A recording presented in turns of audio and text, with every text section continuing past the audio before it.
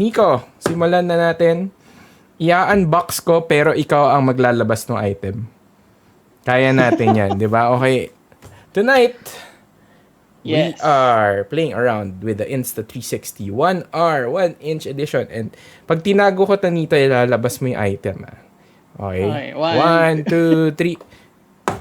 Yun, no? Kakaibang diba? Unboxing. Hindi ko binuksan yung box. Pero napunta sa kanya. So kung naaliw kayo dun sa magic na yun, wag po kayong umalis sa Facebook Live namin. Okay, let's begin. Go ahead, Nico. All right. So today we are checking out, of course, the Insta360 One R. And medyo maraming version nitong camera na to. No? But particularly, this I think is one of the best from their line because it's the only one as of the moment with a 1-inch sensor. No, so yun pa lang, with the 1-inch sensor, alam mo na that there's so much more capabilities in terms of image quality, in terms of light gathering. So for context, yung mga yung mga usual natin na action cameras, mga 1 is to 1 to 2.33 basta. Something like that. So it's a much smaller camera. It's much smaller sensor. Actually, more similar to the smartphones that we have. So this one is it packs a sensor that is 1 inch. So nasa mga 6 times bigger, if I'm not mistaken. Grabe, may math na naman. Okay.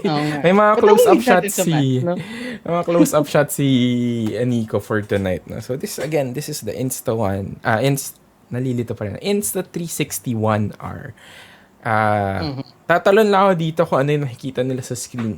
As you can see, it's already modular. Okay. Napapanahon kasi parang ang pag-aaral ng mga bata ngayon ay modular. This one, it comes in 3 modules. The red one at the bottom is actually the battery. Tama, di ba? It's the battery. Yes. The one on the left-hand side is actually the one with the screen and the controls, which is a touch screen. And then you have the camera or lens module on the right-hand side, which features, this was co-designed, tama ba? Co-engineered with Leica. Yes. So, ibig sabihin may quality yung produkto na to. Okay, go ahead, Nico. Yan. Actually, if anything, usually kasi medyo nagda-doubt yung mga tao with the co-engineered with Leica. But I can definitely say, usually when you're working with an ultra-wide angle lens with a fisheye lens, you would know na sobrang lala nung mga yan sa flares, especially when you're shooting directly against the sun. But I really can see how well they designed the glass on this one. Na even if it has even the protective filter, hindi nagiglare. I haven't seen any glare. I've done a couple of time lapses which we will show later. No, but yun nga. The best thing about this actually is it's very modular. So sige, medyo i-disassemble natin. Sige, go ahead. On camera. So this is the battery. And there are also available replacement batteries and extended life batteries we will show you later. And it divides into 4 parts. Also, we have the filter right here. So, nung una akala ko it's actually the lens that's making it wide angle. But this is actually just a filter. And if I'm not mistaken, there will be filters for underwater in the long run. So, mas kasi sa bulbous na front element like this, hindi ka pwedeng gumamit ng filter na naka-screw in lang the usual way. Kasi of course, magbi-vignette. So, it's another way, in-engulf ngayon ng filter yung ating camera. So, nagpas na siya dun sa cover nung gilid ng filter. Yeah. Kaya wala na siyang vignette. Tama, yes. Diba? Okay. Yep. Tapos, ayun. So, these are the 2 main modules, of course. I'm guessing this is the processor and the main computer of the camera. Nandito din yung screen. And tsaka yung this is power. the camera. Power button and the shutter button. What's nice about it, kasi diba, usually for action cameras, like the typical GoPro, for example, if you have it like this, hindi, wag natin ikabit yan. But if you have it like this, so you have the screen here, and you have the camera here. But what if you want to take selfie videos? Or you want to document maybe you're hiking. So what you'll do is just take it apart, ikutin mo yung isa, and there you go. So let me just put the battery and turn it on so you guys can see. And hindi ka maliligaw kasi may mga notches yan. Hindi yan Yeah. magsho-short kapag nagkamali ka ng assembly kasi hindi siya kakagat. No? Oo. Pero naliligaw ako. Pero nape-pressure ka. Oo nga, nape-pressure ako. Ay, pressure ka. Let us know in the And we shall comments go if into you commercial are. break. If you are using any action camera. Tingnan na, baka may experience kayo dyan, di ba? Baka mamaya. Yung didisket pa na action camera yung gamit. Didisket eh, no? Floppy drive. Grabe, Tito Glenn. Okay, grabe. Luma yun. Nabasa ko lang yun. Yun, so, as I said, one of the big advantages is that you can take videos of yourself and actually see what's on screen. I'll show you that slide on screen para mas makita nila. This particular photo. Ayan. Kung ano yung nakikita nyo dun sa right side, that's actually nakaikot na yung screen with the shutter button and also all the controls, and you will see all of the settings there. And then on the left side, of course, it's the lens that you can use. So let's talk about a bit of the tech specs. No, so again, it packs a 1-inch sensor. It does 19 megapixels. So imagine 19 megapixels on a 1-inch sensor. That's actually very, very capable compared to the usual action cameras. Correct. It does 4K 60 FPS, and it even goes 5.3K 30 FPS video. Flow state stabilization. We will show you later how stable the footage is on this one. And it's actually waterproof up to 5 meters. And you can even purchase an add-on, which is a diving case that makes it waterproof up to 60 meters. Diba? And one of the things I also like about this, it's packed with connectivity.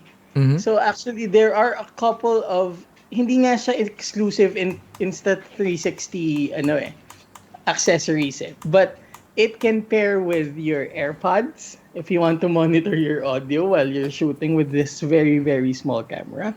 It can be triggered by your Apple Watch, which Glenn uses. So, mas bagay sa kanya to. Correct. Ayan, yung AirPods example kanina. Actually, ang mas na-i-impress ako, it can be connected to wireless microphones. So, you're just gonna have to make use of a USB-C to audio out. Tapos, wireless microphone na siya. So, para sa mga medyo hardcore vloggers ito, di ba? Oo, kapag gumagamit sila ng wireless audio system. Ayan. Quick questions lang dito. How much per Insta360? Ask ni Aleli. Wait lang, bring up this comment on screen. This is around, based on the website, this is around 17,999. And definitely, malalaman nyo pa kung bakit worth it itong particular I think item. yung 17,000 isn't the Huh? Isn't the 1-inch version. Oh, talaga? Okay, it's just the 4K edition. Yeah, let me pull up the info from our friends. Ayan. Sorry. It's 31,699. The 1-inch edition. Okay. But that's still a good price, no? For this particular unit. So, meron din siyang wireless remote that also has GPS data. You can press record and stop. You also have extended battery. An extended battery attachment. So, if you remember the red attachment from earlier, you can replace it with a bigger battery or bring more battery modules with you in case you need it. Meron ding stereoscopic module if you want to do 3D, not necessarily 360 but 3D videos. And yan, yung waterproof case which allows for ano ba tawag dito? Magagamit siya sa na mas malalim sa water. Okay. Meron pa ba dito? Ayan. Okay. Sige. May question pa ba dyan sa comments? Well, we have some comments. Go ahead. Sabi ni Gerald Tipones, Si ganito Gerald daw ng Tipones. Insta360. Yes, Si maganda Grace siya. Orbon, sabi niya, pwedeng pang V-Day gift. Pwede. Di naman postponed Pwede. yung Valentine's Day, di ba? Oo. Si Grace Orbon, if I'm not mistaken, mahalimuyak ang love life niya. Ayun She's getting lang. married soon. So, pwede, baka pwedeng i-beke naman kay fiancé. Ano ba to? Pwede pang V-Day gift ibibigay o tatanggapin? I think that's an important question to ask. But, Feeling ko dapat i-pull up natin yung comment ni Robert Ilagan. sige nga, ano ba to? Which one? Yung relationship goals? Hindi, yung bago yun. Wala eh. Add to cart na yung nakalagay dito sa ano ko eh.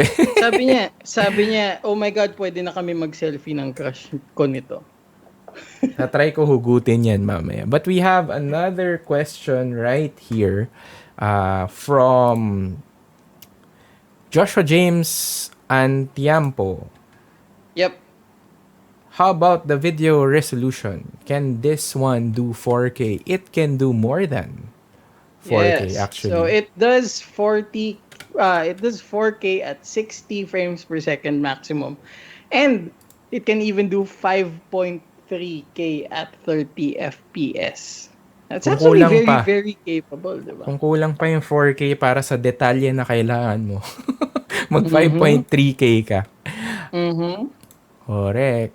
Ayan, Pag 8K na yung kailangan mo, rekta na tayo sa A1. iba na yung gamit, no? Ayan, ganda. Perfect for sports talaga, in action sports, no?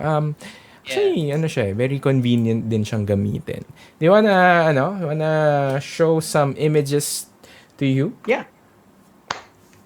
Alright. So, syempre hindi naman tayo mas sports na tao at wala rin naman paraan para mag-sports sa panahon ngayon. So, Dapat, we basically just took sideswipe sample lang tayo. photos. Dapat walang nagsusport sa panahon Dapat. ngayon. Okay. Dapat. Totoo yan. Pero meron may nakikita ka. Kaya nga. Sila na Please lang, Bahala. stay safe. Alright. So, if you guys read my articles on F-stoppers, you would know that I am a huge fan of the 1-inch sensor. Typically, you would never see me leave the house without my camera that has a 1-inch sensor. And alam ni Glenn yan, alam ni Robert yan. Partly because medyo binubudol ko din sila pag dinadala ko yan. But, of course, there's really no question with the image quality that 1-inch sensors can give. And particularly, I didn't question the resolution on this one. But actually, medyo ang mas tinignan ko is chromatic aberration. Because chromatic aberration is more rampant in very, very wide angle lenses. But for this one, sayang hindi tayo nakapaglagay ng zoomed in version. But it's very, very good in terms of that. We don't see any aberration. And what I like is that I think medyo customary naman ito with mga action cameras. There are choices in terms of your angle of view. Of course, this is the view that's ultra wide. This is the widest that the camera goes. And you can also put linear. So medyo i-maintain niya and try to avoid the distortion. And you can do also narrow, which zooms it in and crops it in for a bit, but not really giving away too much of the resolution. Yun. Syempre, another thing that we expected from this is that low light capability should be better than the usual action cameras. And we tested that both in photos and videos. And even if this was taken in a very dark situation, you can see that number one, the camera did go a higher ISO, but kasi makikita mo na habang naglalakad si Glenn, medyo wala siyang motion blur. But even if it went a higher ISO, you can barely see any problems with noise.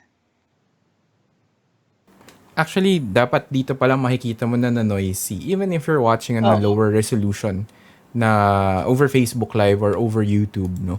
So, it's something that you can see already. Especially kung medyo allergic ka sa noise. Si Nico, allergic yan sa noise eh. Lalo na Mhm. kapag lumagpas siya ng ISO 400, medyo nangangati na siya. So, ayan. Yeah, you wanna... Merong isang video na hindi nag-play. But you have a Hindi, photo ano here that lang yan eh. shows SDR? Yeah. This is actually medyo mas surprised ako with the dynamic range. As you can see, this is literally facing the sunset. So we took this camera up on the roof deck, and we also did the time lapse of this. But the still images themselves, very capable siya of rendering detail even in such a high dynamic range situation.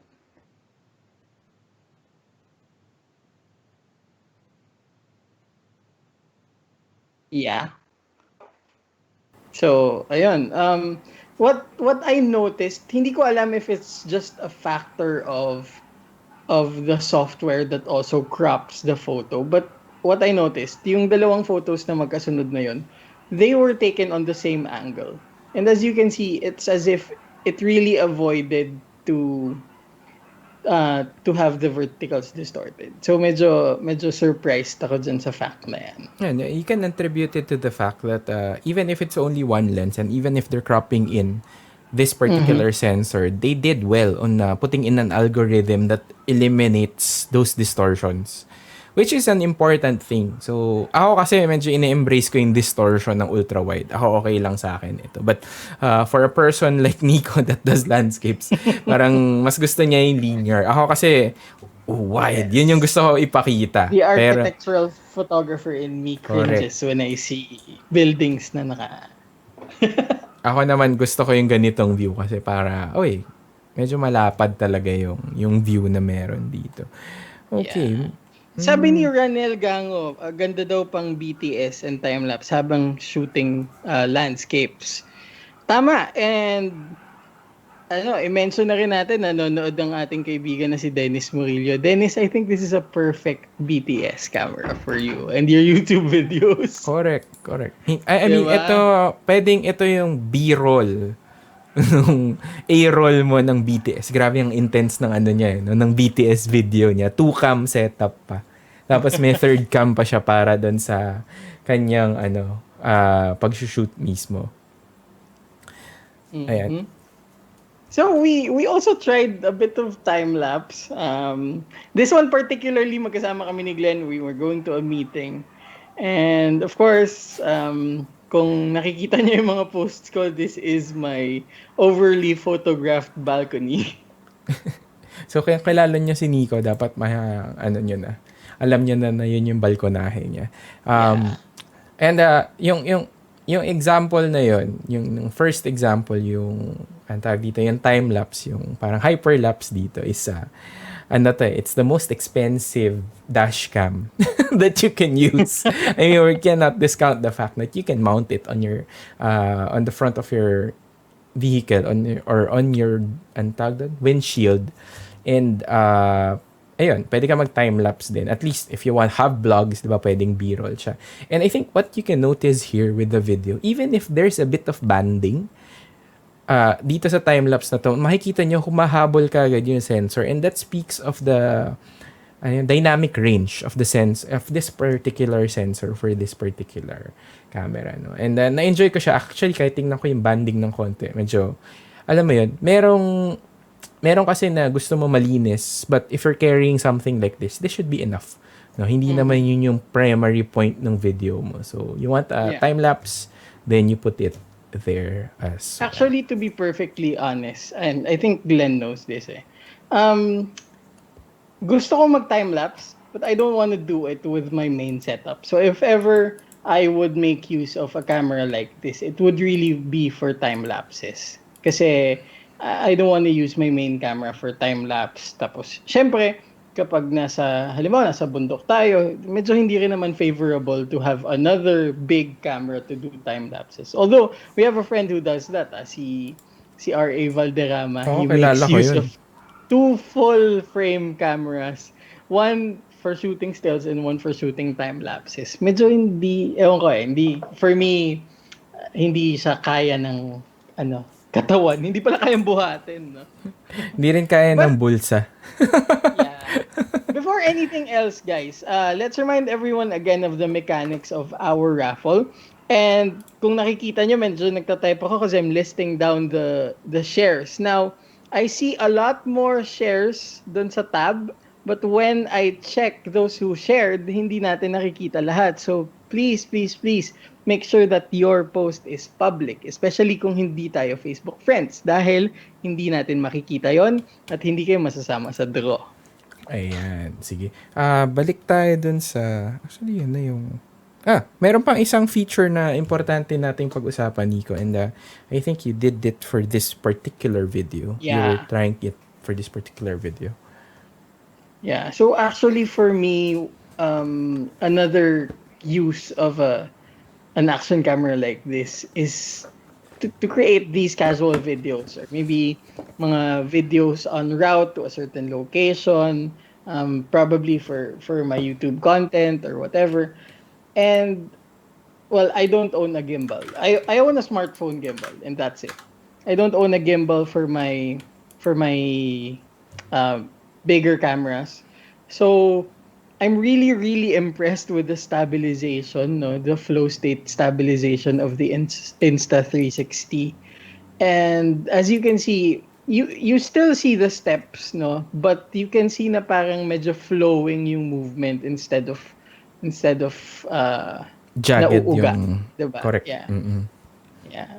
I wish dapat pala pinakita natin yung dapat nag-try din tayo ng naka-off yung stabilization. And that's true. But given what you're looking at, this is low light, this is handheld. So if you put those two things together, number one, low light, dapat mas mabagal yung shutter speed. So hindi mo naman nakikita nagbo-blur yung footage, no? Hindi siya yung irritating because of that 1-inch sensor. Number two, because of flow state stabilization, steady pa rin yung shot, di ba? Yeah. Hindi And do siya keep in mind na ito naka-ultra wide siya. So of course, if you don't know about the technology of these in-body stabilization of cameras, basically yung mga ganyan, nasa-stabilize siya kasi nagka-crop siya ng konti just to give way for the shake. Medyo hahabulin niya ngayon yung shake with the extra space na naka-crop out. So you can expect that if you use yung mga ibang angle of view, like if you use the narrow version or the linear, I'm pretty sure mas stable pa than this. But this on its own is actually really impressive already.